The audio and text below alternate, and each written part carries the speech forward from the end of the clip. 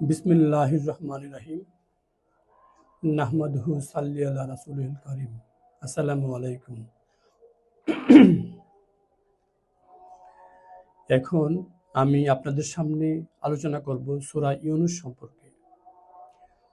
সূরা ইউনূস পবিত্র কোরআনের নাজিলের ধারাবাহিকতায় এটি হচ্ছে ৫১তম সূরা এবং পবিত্র কোরআনের বিন্যাস অনুসারে এটি হচ্ছে ১০৯তম সূরা। মক্কায় নাজিল হয়েছিল, এই জন্য এটিকে বলা হয় মাক্কি সূরা এবং এতে আয়াত রয়েছে মোট ১০৯টি। এই সূরার নামকরণটা আসলে এই সূরার ৯৮ নম্বর আয়াত থেকে এসছে। এই সূরার ৯৮তম আয়াতে হযরত ইউনূস আলাইহিস সালামের নাম এসছে, এই কারণে এই সূরার নাম সূরা ইউনূস। যদিও এই সূরার মূল আলোচ্য বিষয় হযরত ইউনূস আলাইহিস সালামের কাহিনী নয়, তবুও এই আয়াতের নামটি থাকায় এই নাম অনুসারেই সূরার নামটি হয়েছে। আমরা যদি শান নজুল দেখি তাহলে দেখব সূরাটি রাসূলুল্লাহ সাল্লাল্লাহু আলাইহি ওয়াসাল্লামের মক্কায় অবস্থানের শেষ দিকে নাযিল হয়েছে। কারণ এর বক্তব্য থেকে স্পষ্ট বোঝা যাচ্ছে যে এ সময় ইসলামী দাওয়াতের বিরোধিতা করা হচ্ছিল অনেক এবং তারা নানা রকমের বাধা এবং প্রতিবন্ধকতা সৃষ্টি করছিল। তারা নিজেদের মধ্যে নবী ও তার অনুসারীদেরকে আর বরদাস্ত করতে পারছিল না। এই সূরাটিতে কোরআনে পাক ও ইসলামের মৌলিক উদ্দেশ্যাবলী বর্ণিত হয়েছে। তাওহীদ কি, রিসালাত কি এবং আখিরাত কি ইত্যাদি বিষয়ে যথার্থভাবে আলোচনা করা হয়েছে। বিশ্ব ব্রহ্মাণ্ড এবং তার মধ্যকার পরিবর্তনশীল ঘটনাবলীর মাধ্যমে প্রমাণ দেওয়া হয়েছে যে মানুষ যেন বোধগম্য হতে পারে যে কেন ইসলাম এবং সৃষ্টিকর্তার বিষয়গুলি সত্য। সাথে সাথে কিছু উপদেশমূলক এবং ঐতিহাসিক ঘটনার বর্ণনা করা হয়েছে, কাহিনীর অবতারণা করা হয়েছে, যেন সমস্ত লোকদেরকে বোঝানো যেতে পারে।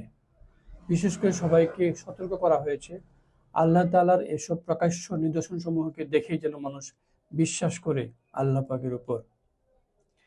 এই সূরার মূল বক্তব্য তাহলে কি?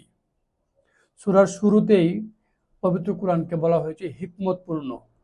এটি হচ্ছে হিকমতপূর্ণ কিতাব এবং ঘোষণা করা হয়েছে যে এটি আল্লাহ পাক ছাড়া কারো পক্ষে রচনা করা সম্ভব নয়।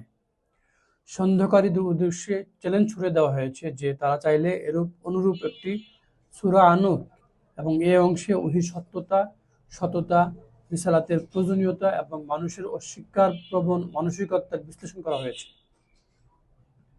হযরত নূহ আলাইহিস সালাম, হযরত ইব্রাহিম আলাইহিস সালাম, হযরত মুসা আলাইহিস সালাম সহ বিভিন্ন নবী রাসূলদের জীবনী বর্ণনা করে, তাদের উম্মতদের ঘটনা বর্ণনা করে দেখানো হয়েছে যে যারা অবিশ্বাসী তাদেরকে কিভাবে ধ্বংস করা হয়, তারা কিভাবে অভিশপ্ত হয়।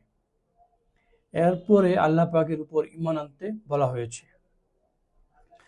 আমরা দেখব যে এই সূরায় একজন মানুষ নবুয়তের বাণী প্রচার করছে, তা দেখে লোকেরা অবাক হচ্ছে। তারা অযথা তার বিরুদ্ধে জাদুকারিতার অভিযোগ আনছে, অথচ যেসব কথা সে পেশ করছে তার মধ্যে আজব কিছুই নেই। জাদু ও জ্যোতির্বিদ্যার কোনো সম্পর্ক নেই, বরং সামান্য দুটি সত্য, ভেরি সিম্পল দুটি সত্য তিনি জানাচ্ছেন। এক, যে আল্লাহ পাক এই বিশ্বজাহানের স্রষ্টা, তিনি কার্যত ব্যবস্থাপনা করছেন এভরিথিং, তিনি আমাদের মালিক এবং প্রভু, একমাত্র তিনি আমাদের বন্দেগী বা ইবাদত পাওয়ার যোগ্য।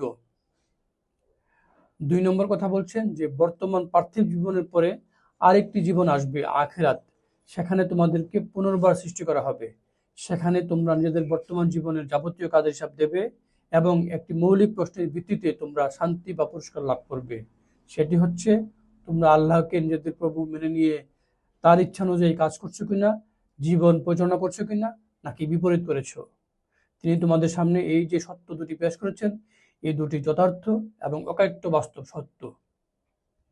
আমরা যদি কিছু আয়াত দেখি তাহলে বুঝতে পারবো। এই সূরার ৫ নম্বর আয়াতে বলা হয়েছে, তিনি প্রকাশ করেন লক্ষণসমূহ যে সমস্ত লোকের জন্য যাদের জ্ঞান রয়েছে। তিনি প্রকাশ করেন লক্ষণসমূহ সেই সমস্ত লোকের জন্য যাদের জ্ঞান রয়েছে, দামাক রয়েছে।